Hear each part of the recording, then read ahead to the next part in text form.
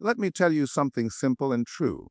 Before the world ever believes in you, you must believe in yourself. Not loudly, not for applause, but quietly, the kind of belief that stays when nobody is watching. Life will test you. It will question your worth. It will hand you moments where doubt speaks louder than hope. And in those moments, you'll discover something important. Belief is not a feeling, it's a decision. You don't need to have everything figured out. You don't need permission. You don't need to be fearless. You just need to take one honest step forward while trusting that you are capable of learning the rest along the way. Believing in yourself means standing still when the world rushes past you and saying, "I know who I am becoming." It means falling and choosing to rise without bitterness. It means understanding that your past explains you, but it does not define you. Belief always arrives first, long before applause, long before proof, long before the world has any reason to take you seriously. That's the part most people misunderstand. They wait for success to give them confidence, for validation to grant them courage, for results to whisper, "Now you're allowed to believe." But belief doesn't work that way.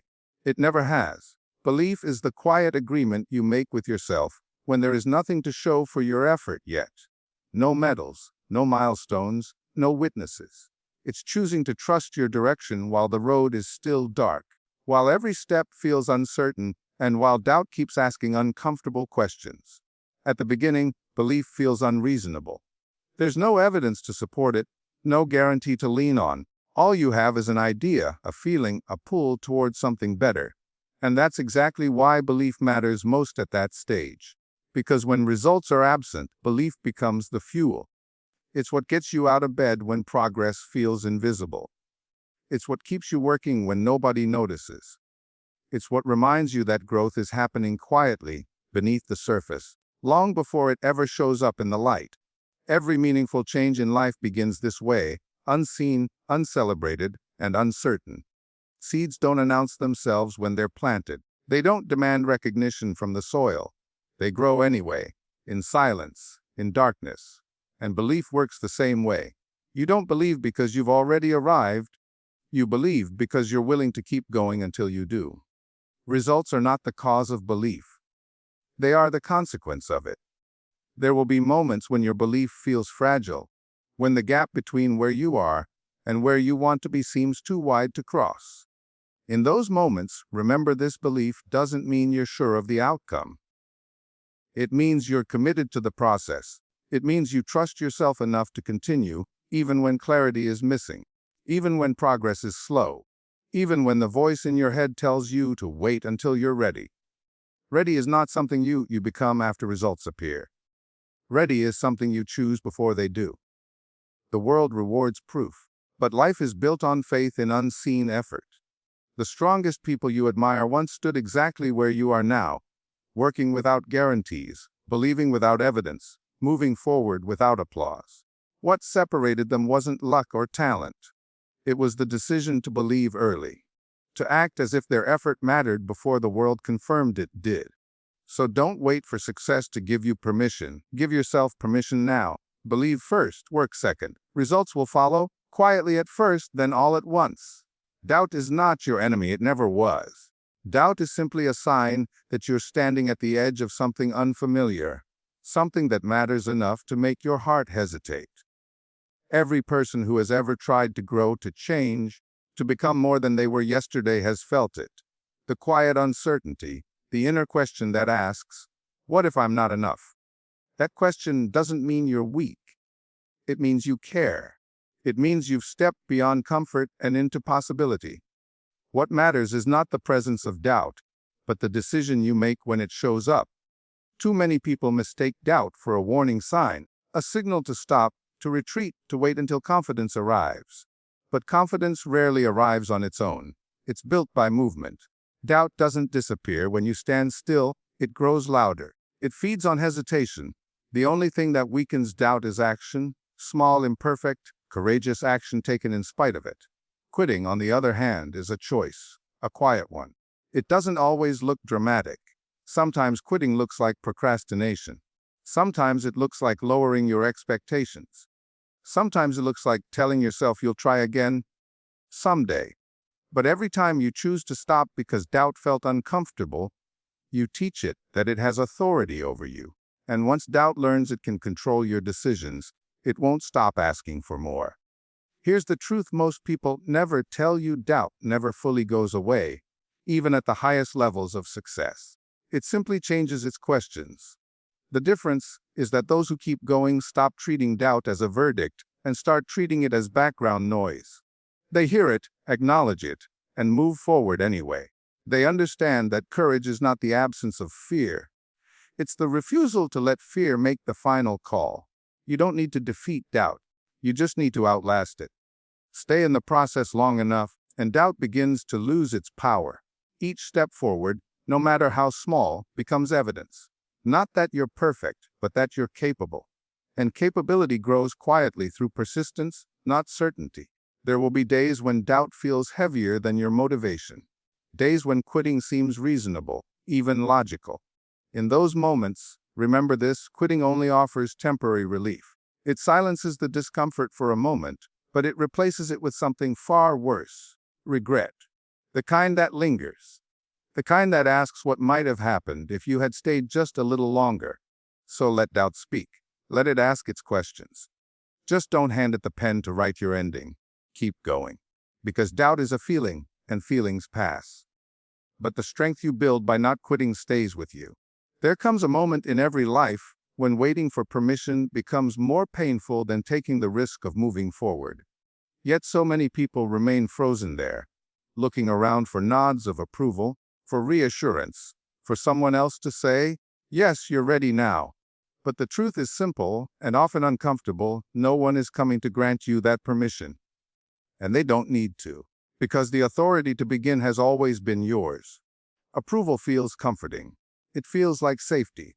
When others agree with your path, it quiets the fear of being wrong. But growth doesn't happen in consensus. It happens in solitude, in moments where your vision makes sense only to you. Most meaningful journeys begin misunderstood. They begin with raised eyebrows, polite doubt, or silence where encouragement should be. And that silence is not a sign to stop. It's an invitation to trust yourself more deeply. If you wait until everyone understands your choice, you'll never take it. People judge from the outside, using their own limits as a measuring stick. They don't see what you feel at night, the pull in your chest, the restlessness that tells you you're meant for more. And they don't have to. Your life is not a committee decision. It's a personal responsibility. Beginning without approval requires a special kind of courage. The courage to disappoint others in order to be honest with yourself. It means accepting that some people will doubt you, not because you're wrong, but because your courage reminds them of the risks they never took. Their hesitation is not your burden to carry. Their fear does not define your future. There will be moments when you second-guess yourself, when the lack of external validation makes you wonder if you're making a mistake. In those moments, remember this: every expert was once inexperienced, every leader once uncertain, every success story once unapproved. They didn't start because they were fully confident. They started because they were willing. Approval can feel like support, but it can also become a cage. When you rely on it, you give others the power to delay your life. And life does not wait. Time moves forward whether you do or not. The cost of waiting is often invisible at first, but it compounds quietly: dreams postponed, potential unused, purpose left unexplored. Starting doesn't require certainty, it requires commitment. A willingness to learn as you go, to adjust, to grow into the person the journey demands. You don't need everyone to believe in you. You need to believe in your right to try. So begin. Begin imperfectly. Begin quietly if you must. But begin without asking for permission to live the life that's calling you. Because the moment you take that first step, approval becomes irrelevant, and momentum takes its place. Failure has a reputation it doesn't deserve. We treat it like a final judgment, like a stamp that says, "Not good enough," or "This is where it ends." But failure was never meant to be a sentence. It's a lesson. A demanding one, sometimes painful, but honest. And unlike praise, it tells you the truth without flattery. Every setback carries information. It shows you what didn't work, what needs refining, what part of you still needs strength. The problem is not failing, it's refusing to learn from it. When you label failure as a verdict, you stop listening. You shut down. You retreat. But when you see it as education, you lean in. You ask better questions.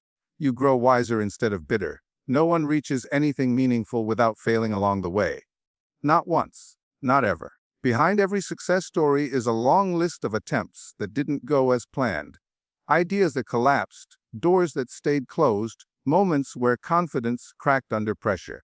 What separated those who made it from those who didn't wasn't talent or luck. It was interpretation. One group saw failure as proof they should stop. The other saw it as proof they were still in the game. Failure is not telling you who you are. It's showing you where you are. And that distinction changes everything. Where you are is temporary. Who you are is still becoming.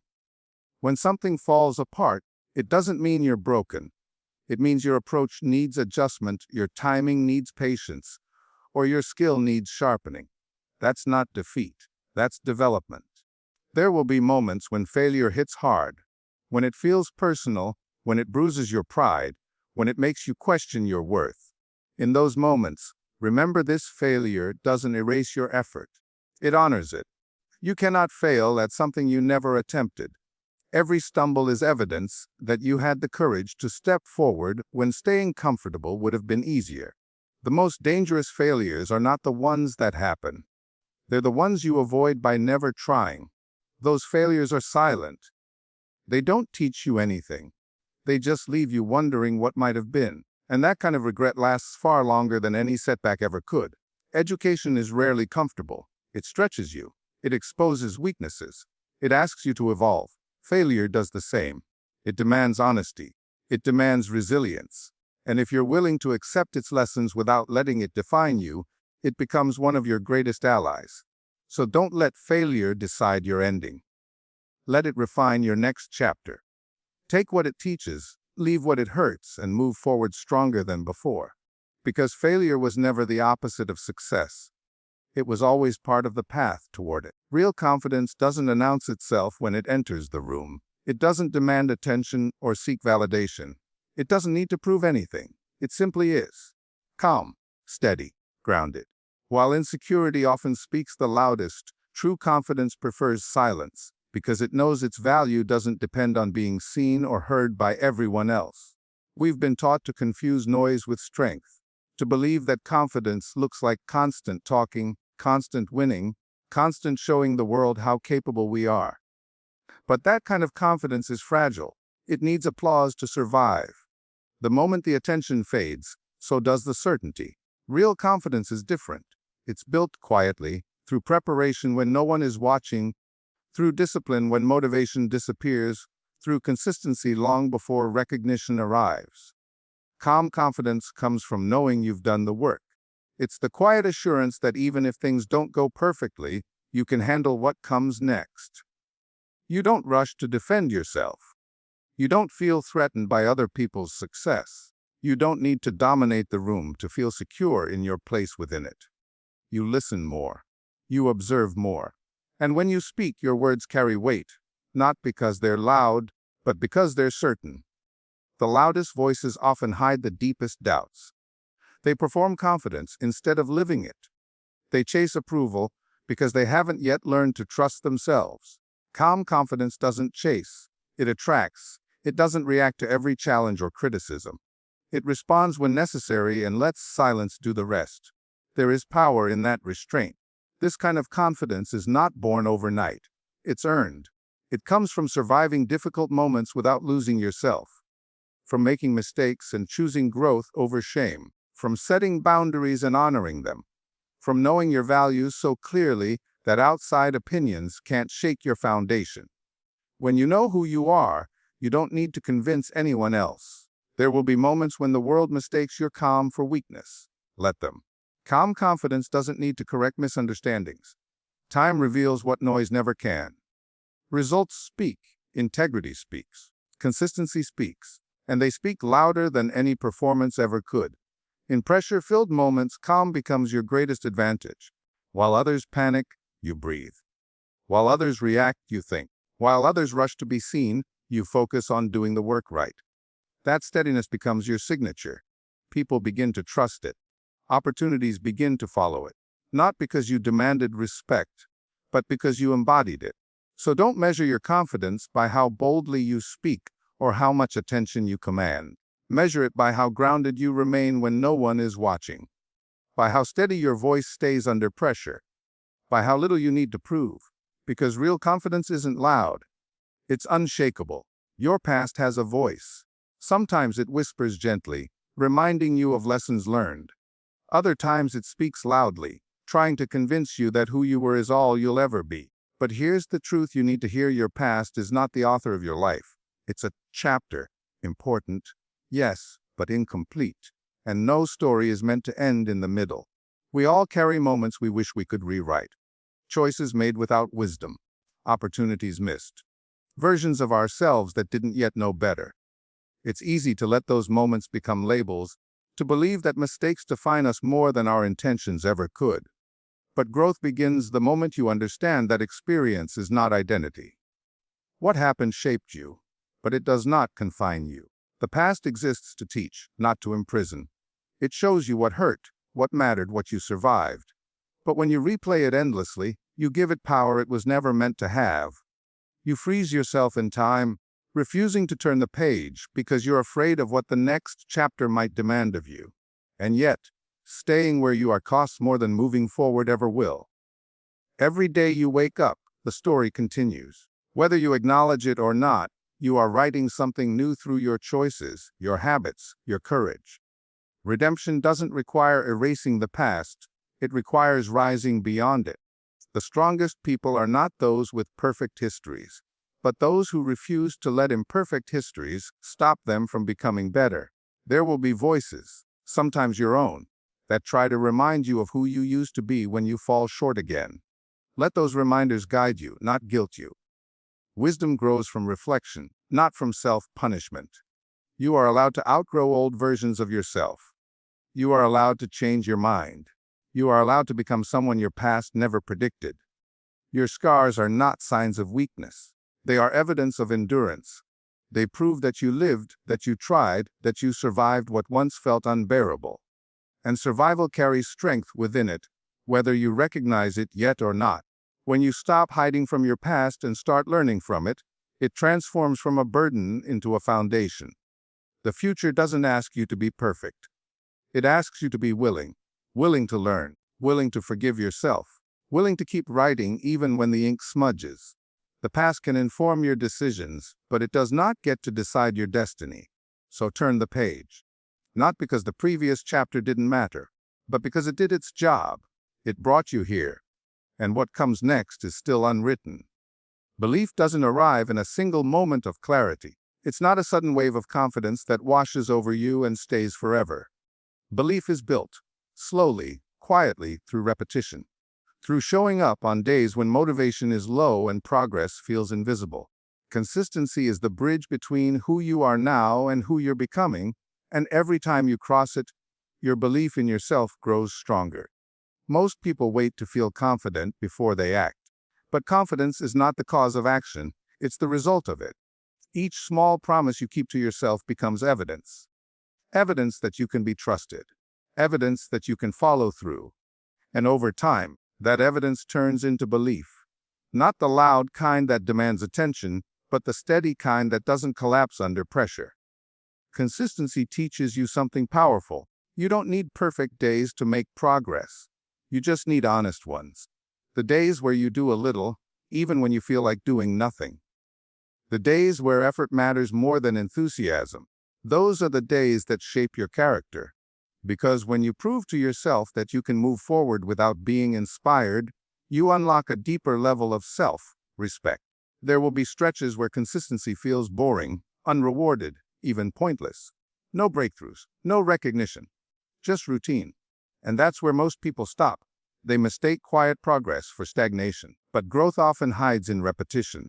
Muscles strengthen the same way, through consistent strain, not sudden intensity. So does belief.